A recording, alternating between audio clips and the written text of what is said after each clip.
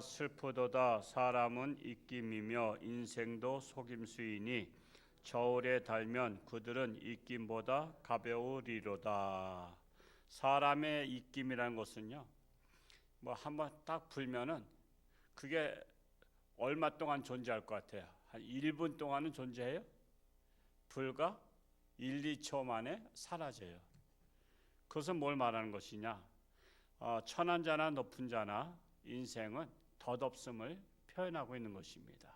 사람은 입김과 같다. 잠시 보였다가 없어지는 것과 같다라고 표현하고 있는 거예요.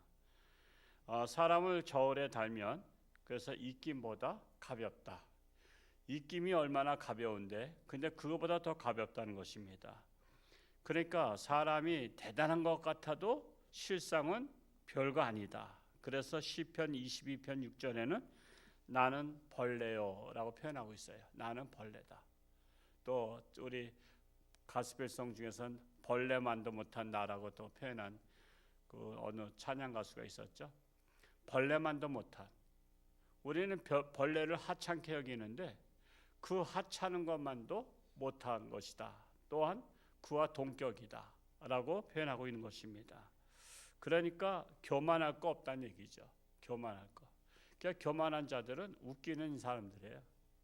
그래서 여러분들 교만한 사람은 그냥 뭐 가까이 할 필요도 없어요. 겸손해야지. 그러니까 겸손한 사람은 자기 주제 파악한 사람이에요. 그러니까 교만한 사람은 자신의 주제 파악을 하지 못한 사람이에요. 그렇게 보면 틀림없습니다. 겸손한 자를 사귀시기 바랍니다. 10절 말씀을 읽어보겠습니다. 시작. 포악을 의지하지 말며 탈취한 것으로 허망하여지지 말며 재물이 늘어도 거기에 마음을 두지 말지어다. 포악을 의지하지 말라는 것은 힘을 의지하지 말라는 거예요. 포악한 자는 힘을 의지하잖아요. 그러니까 자기 주먹을 의지하고 자기 힘을 의지합니다. 그래서 폭력을 의지하지 말라는 거예요. 또한 요즘에는 폭력을 쓰는 사람보다 권력을 손에 쥐면 권력으로다가 포악을 행하잖아요. 그래서 이 권력을 통해서 포악을 행하지 말라는 것입니다. 권력이라는 것은 왜 줬어요? 잘 다스리라고 준 거잖아요. 권력은. 근데 권력을 가지고 잘 다스리기는커녕 도리어 고통을 주는 자들이 많잖아요. 우리나라 역사를 보면 이 권력을 주었다 하면은 상대방을 죽이는 일 앞장서는 사람들이 많았어요. 죽이는 일에. 그래서 항상 충신을 죽이고 애국자들을 죽이고 그런 것을 볼 수 있어요. 근데 그것은 지금도 끊임없잖아요. 지금도 그렇잖아요. 지금도 정치 똑바로 하라, 정신 차리라 그런 사람들은요 죽여요. 지금은 뭐 그냥 살생을 할 수 없으니까 감옥에 가두는 거 아니에요. 감옥에 가둬요. 이게 바로 폭력을 휘두르는 것이라고 말할 수 있습니다. 그래서 자신의 능력을 의지하지 말라. 탈취한 것으로 허망하여지지 말며 탈취. 그래서 남의 것을 빼앗은 것으로 인해서 잘 먹고 잘 사는 사람들이 많잖아요. 요즘에 남의 것을 탈취한 사람들이 얼마나 많습니까? 우리나라에 요즘에는 뭐 좀도둑은 많이 없어졌어요.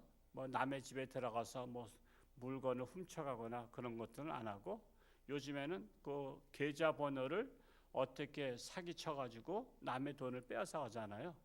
근데 그런 것들이 거의 다 중국에서 한다잖아요. 그러니까 우리나라에서 하면은 잡을 텐데 중국에서 해요. 근데 또 그것이 또 아르바이트생 모집해가지고 잡히는 것은 또 한국 청년들이야. 그러니까 참 애매한 사람들만 잡히고 감옥에 가고 원래 그 본부는 중국이나 외국에다 두고서는 한다는 거예요. 그러니까는 참으로 남의 것을 탈취하는 것이 그래서 남을 망하게 하고 자기가 잘 살겠어요? 하나님이 다 지켜보신다고요. 그런 집안은 절대 잘 될 수가 없어요. 그래서 우리는 땀을 흘린 대로 다 살아가는 것이 정직한 삶이라고 말할 수 있습니다. 그래서 남의 것을 빼앗은 것으로 결국 잘 살려고 하는 자들은 남에게 피눈물을 흘리고 잘 살려고 하는 것과 같은 것입니다. 인생 무상을 깨닫게 된다는 거예요. 그 또한 재물이 늘어도 재물에 마음을 두지 말라. 재물에 마음 두지 말라. 하나님은 하나님보다 더 사랑하는 것을 우상 숭배라고 합니다. 그래서 오늘날의 우상 숭배는 뭐냐면 이제는 뭐 이제 산신령을 믿거나 이런 사람도 그렇게 많지 않아요. 특별한 경우 외에는 없어요. 그리고 거의 다 돈을 사랑합니다. 만몬신을 사랑하죠. 그래서 돈을 더 사랑해요. 돈을 더 사랑하기 때문에 돈을 벌어야 돼서 하나님 앞에 나오지 못해요. 하나님 앞에. 그래서 주일날 예배 드리러 나오라 하면 어떻게 해요? 돈 때문에 못 나와요. 돈 때문에. 돈을 벌어야 되기 때문에. 돈을 버는 방법은 뭐 여러 가지가 있겠지만 우리가 정말 돈을 벌려면요.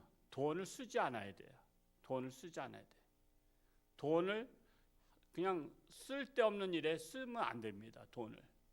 근데 우리 돈을 그렇게 힘들게 벌어가지고 뭐에다가 돈을 다 쓰죠?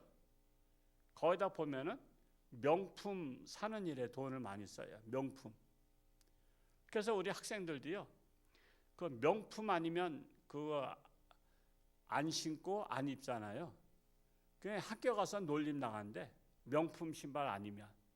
그러니까 그래서 이 헛된 것에다가 돈을 쓰기 때문에 사실은 저기예요. 돈을 모으지 못하는 거예요. 돈을. 우리가 돈을 쓰는 것만 줄여도 돈을 벌 수가 있어요. 돈을. 우리가 정말 어디 가서 한번 나가서 사람 만나면 기본적으로 한 돈 10만 원 나가는 거 아시죠? 돈 10만 원 나가요. 같이 밥 먹고 또 차 한 잔 마시고 이렇게 하면 기본이 한 10만 원 나간단 말이에요. 그렇기 때문에 돈을 절약하는 것이 돈을 버는 비결이다. 근데 또 그럴 수가 없잖아요. 또 쓰잖아 또. 그러다 보니까 그냥 돈을 모을 새가 없는 거야. 돈을 모을 새가 없으니까 또 돈을 벌려고 돈의 노예가 되는 거야. 그러다 보니까는 하나님을 멀리할 수밖에 없는 것입니다. 디모데전서 6장 10절에는 돈을 사랑함이 일만하게 뿌리다. 돈을 사랑하는 것이 일만하게 뿌리다. 그래서 돈을 사랑하기 때문에 여러 가지 화가 온다라고 말하고 있습니다. 물론 우리가 돈을 그렇다고 해서 우상은 아니더라도 돈을 벌어야 하죠. 돈을 벌면 어떤 일에 돈을 쓸 것인가를 우리가 항상 좀 이렇게 자기 수입과 지출에 대해서 정리할 필요가 있어요. 미국 같은 경우는 어린아이들한테 돈을 주면 항상 11조뿐만 아니라 착한 일에 얼마를 돈을 쓰라고 가르친다 그러죠. 그래서 장부를 본대요. 다음 달에 내가 지난달에 얼마를 줬는데 돈을 어떻게 썼는지 한번 보자. 그러면 장부를 기록한 것을 보면 착한 일에 잘 썼다. 그러면은 이 달에도 너에게 이렇게 용돈을 주마 한다는 거예요. 근데 우리 부모님들 자녀들한테 그 수입 지출 그 쓰는 자녀 있으면 한번 손 들어볼까요? 자녀들. 우리는 없단 말이야. 그게 문제예요. 그게 가정교육의 문제란 말이에요. 여러분 자녀들이 돈을 쓰는 것에 대해서 왜 관리를 안 하는지 모르겠어요. 방치라 그래요. 방치 그걸 갖다가.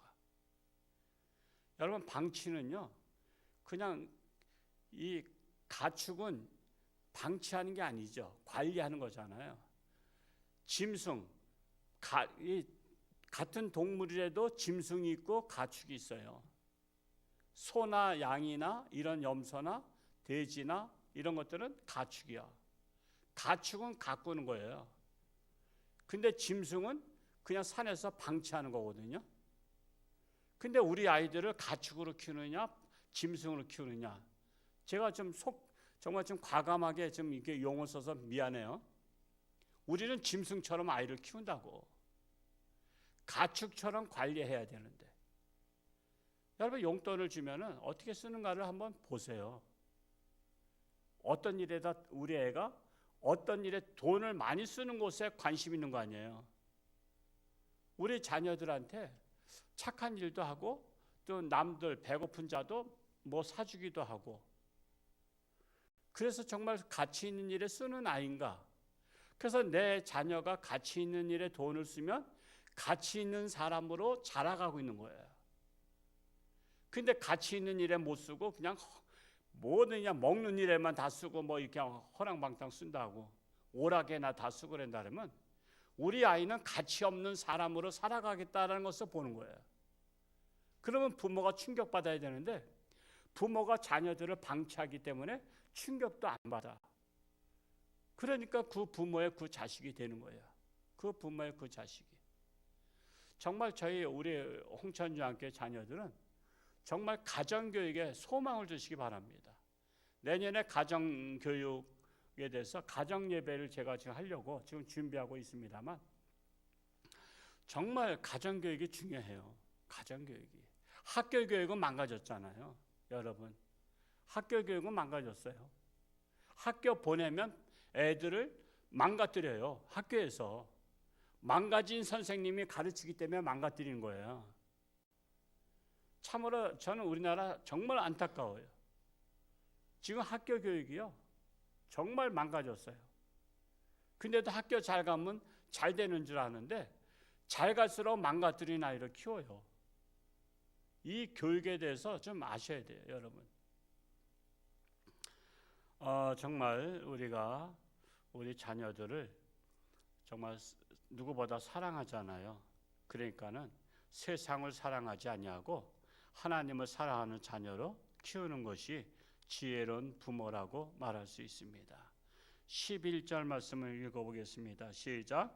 하나님이 한두 번 하신 말씀을 내가 들었나니 권능은 하나님께 속하였다 하셨도다.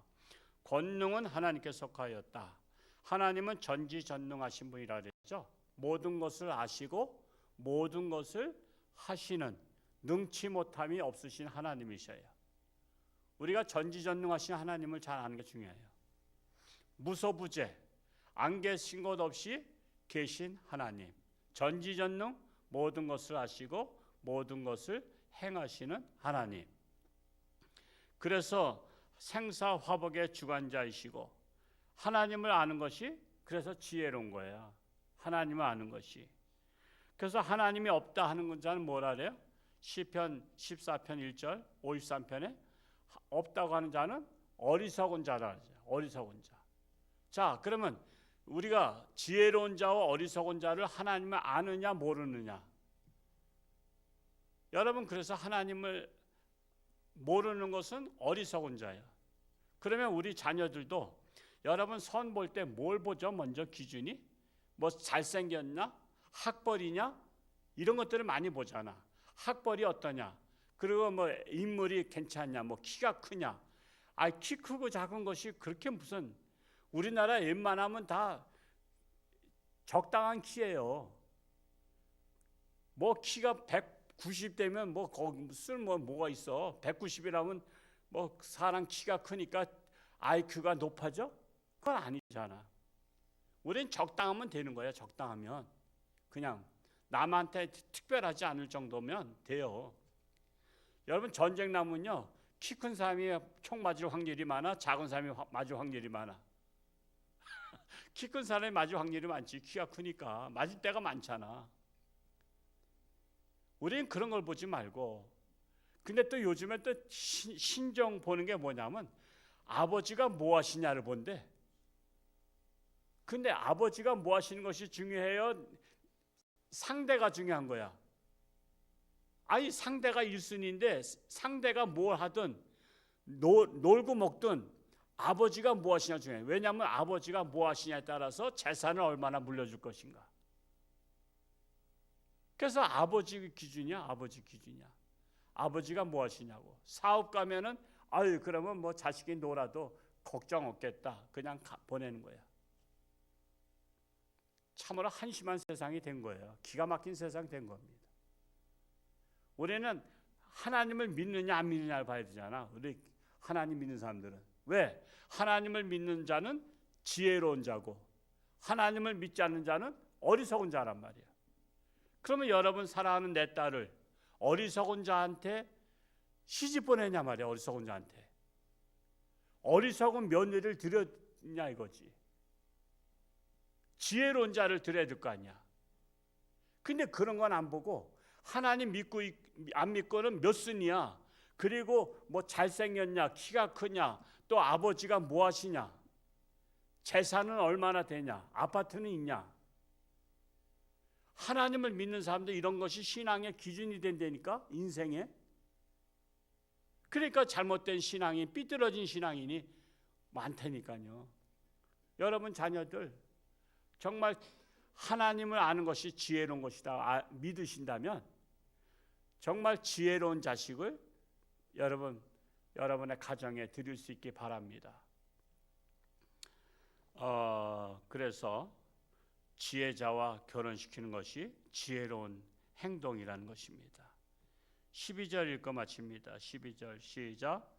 주여 인자함은 주께 속하오니 주께서 각 사람이 행한 대로 갚으심이니이다. 각 사람이 행한 대로 갚으신다.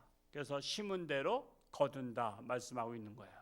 선을 심으면 선을 거두고 악을 심으면 악을 거두는 거예요. 그래서 우리는 정말 나는 인생에 무엇을 많이 심어야 될 것인가를 잘 아셔야 돼요. 그래서 우리가 같은 값이면 곡식을 심어도요, 소출이 많이 나고 또 그것이 비싼 것을 많이 심잖아요. 이왕이면은 같은 밭이라면 똑같이 1000평을 줬어. 그러면은 값도 안 나가는 거 심을 사람 없어요. 값이 나가는 걸 심어야지. 우리 인생에 값이 나가는 것을 무엇을 심을 것인가를 늘 생각해야 돼요. 그래서 내가 값진 것을 심으면 값진 농부와 같이 되는 것입니다. 이제 뭐 추석 연휴도 다 마친 것 같은데 여러분 돌아보시고 이번 주일날 정말 밝은 기쁜 마음으로 다들 예배 드릴 수 있는 날이 올 수 있도록 기도하시기 바랍니다. 기도하겠습니다. 사랑하는 아버지 하나님, 인생은 덧없습니다. 입김과 같다고 했습니다. 벌레만도 못하다고 했습니다. 그러한 사람들이 참으로 세상에서 하나님을 떠나 어리석은 자로 살아가며 폭력으로 살아가며 또한 재물을 하나님보다 더 사랑하며 참으로 하나님을 1순위가 아니라 하나님을 믿긴 믿되 마지못해 믿는 자들이 얼마나 많은지 모릅니다. 이러한 이때에 오직 하나님이 생사화복을 주관하시며 전지전능하시며 참으로 나와 함께 하시는 하나님이신 것을 깨닫고 우리 가족은 오직 하나님만을 섬기겠다라고 선포하며 모든 자녀들까지 자자손손까지 하나님을 섬기는 복된 가정들이 되기를 간절히 소원합니다. 아직도 하나님을 알지 못하는 어리석은 자들, 이번 기회에 어리석은 자들이 하나님 앞에 나와서 어리석은 딱지를 떼버리고 이제는 지혜자로 살아갈 수 있기를 원합니다. 가족 중에, 이웃 중에, 내 친구들 중에 이제 어리석은 자가 변하여 지혜로운 자로 변할 수 있기를 간절히 소원합니다.